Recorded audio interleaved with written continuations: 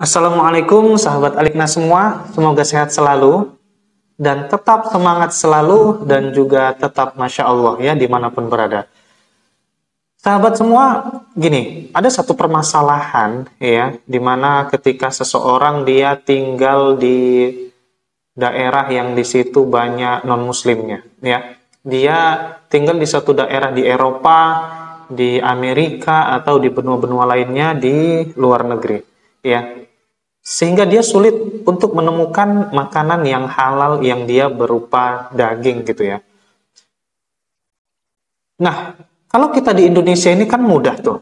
Kita mudah untuk menemukan makanan-makanan yang halal. Apalagi kalau kita tinggal di daerah yang mayoritas itu orangnya beragama muslim, Islam ya. Tapi kalau mayoritas kita tinggal di mayoritas yang di situ non-muslim, maka ini sulit sahabat semua ya.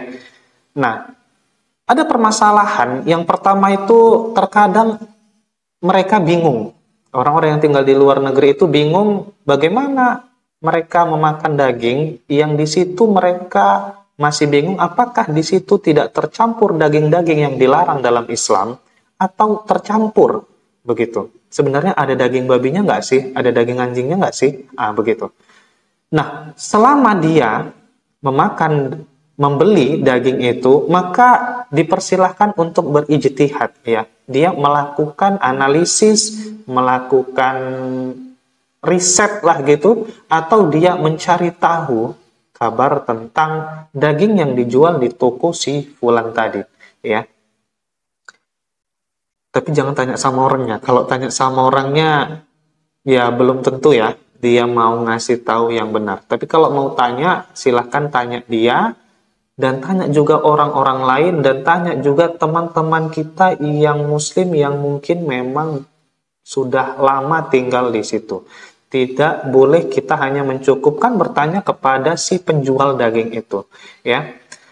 Kemudian begini, setelah nanti kita berijtihad, lalu kita menemui bahwa kabar yang jelas bahwa daging itu tidak tercampur dengan daging-daging yang diharamkan, maka silahkan kita memakannya, itu tidak mengapa ya. Kalau kita sudah berijtihad ini, kita sudah melakukan pencarian berita, kabar bagaimana sebenarnya keadaan daging itu tidak mengapa. Tapi nanti setelah kita sudah makan, kita sudah konsumsi daging itu, ternyata kabar belakangan datang menjelaskan bahwa daging itu ternyata dicampur dengan daging-daging yang tidak boleh dimakan.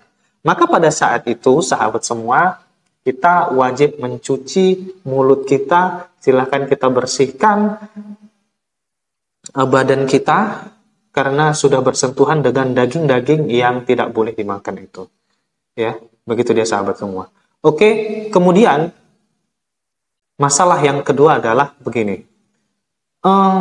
Ketika kita tinggal di luar negeri, kita tinggal di daerah yang mayoritasnya itu adalah non-muslim, ya. Tapi ada juga muslim di situ, hanya saja dia minoritas. Lalu kita membeli daging dan kita ragu, ya, apakah sebenarnya daging itu disembelih dengan cara yang syar'i atau bahkan tidak disembelih, ya. Sebenarnya dagingnya itu sebenarnya daging yang halal ya, seperti daging sapi, daging kambing, daging kerbau itu halal, sahabat semua. Tapi yang diragukan saat ini adalah apakah dia disembelih atau tidak disembelih, ya? Atau memang dia disembelih, tapi penyembelihannya sesuaikah dengan cara-cara Islam atau tidak? Begitu ya, sahabat semua. Karena sebenarnya dasar hukumnya dari pengelolaan makanan daging ini, yang pertama adalah dia harus disembelih, dan yang menyembelihnya itu adalah orang Islam. Dua syarat ini harus ada. Dua syarat ini salah satunya disembelih dengan cara yang benar, yaitu sampai dia kena halkum, yaitu saluran pernafasan, dan dia muri, dan itu saluran makanan.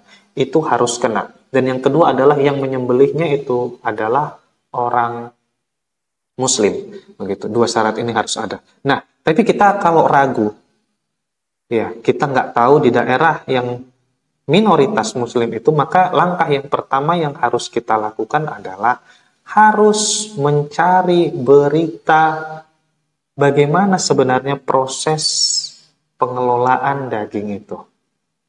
Sampai benar-benar kita menemukan kabarnya dalam keadaan yakin, bukan dalam keadaan dia itu hanya dikira-kira, ya, hanya perkiraan. Atau misalkan kita nanya orang, bagaimana daging ini, disembelih atau tidak, lalu dia menjawab kayaknya disembelih. Nah, kayaknya itu juga nggak boleh.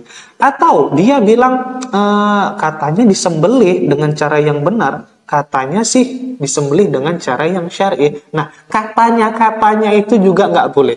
Memang harus pasti, sahabat semua. Ya, ini masalah hukum ini, dia harus jelas. Tapi kalau memang ternyata mencari kebenaran itu, mencari kabar yang valid itu, juga memang ternyata sangat sulit, sahabat semua, maka langkahnya adalah kita boleh memakan daging itu, asalkan diyakini dagingnya itu daging yang halal, ya, dengan menyebut bismillah pada saat mengkonsumsinya. Ya, tapi syaratnya dagingnya tadi adalah daging yang boleh dimakan. Hanya saja kita ragu apakah dia disembelih dengan cara yang dibenarkan syariat atau tidak.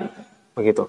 Maka caranya adalah kita memakannya dengan membaca basmalah. Ya, kita yang menyebut nama Allah pada saat mengkonsumsinya.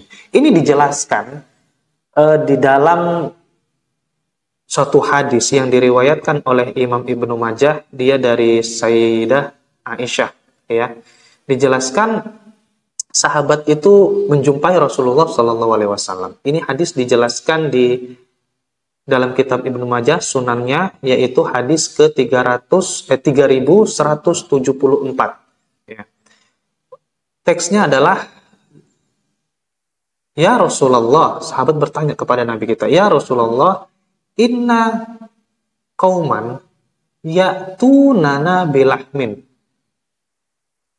Wahai Rasulullah, ada satu kaum yang mereka datang kepada kami dengan membawa daging. Mereka berikan daging itu kepada kami.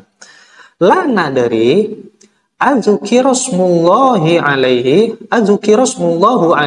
amla. Tapi kami bingung, kami ragu, kami nggak tahu Rasulullah, apakah daging yang mereka berikan itu sebelumnya sudah disebutkan nama Allah pada saat menyembelihnya atau tidak. Ya. Lalu apa kata Nabi kita Muhammad SAW? Dia menjawab, Sammu antum wakulu. Kalianlah yang membaca tasmiyah, kalianlah yang membaca basmalah, kalianlah yang menyebut nama Allah, dan silahkan setelah itu kalian konsumsi, kata Nabi kita Muhammad SAW. Jadi sahabat Alikna semua, kalau memang ternyata kita mentok, nggak jumpa lagi jalan untuk mencari kabar dari daging yang kita beli itu, maka silahkan kita mengkonsumsinya dengan kitalah yang menyebut nama Allah pada saat mau mengkonsumsinya itu. Dan itu diperbolehkan. Ya, karena memang sahabat tadi dia juga tidak mengetahui. Mereka tidak mengetahui dari mana daging itu, bagaimana cara menyembelihnya itu. Ya. Nah, lalu sahabat juga tidak menemui di mana keadaan kaum-kaum itu lagi. Mau nanya, nggak mungkin lagi bertanya. Nah, begitu, maka pada saat itu diperbolehkan. Ya, baik sahabat semua, kiranya ini bisa bermanfaat bagi kita semua. Kalau ada penjelasan yang lain, kalau ada pendapat-pendapat yang lain atau kejadian-kejadian yang lain dari sahabat semua, silahkan nanti ditulis di kolom komentar.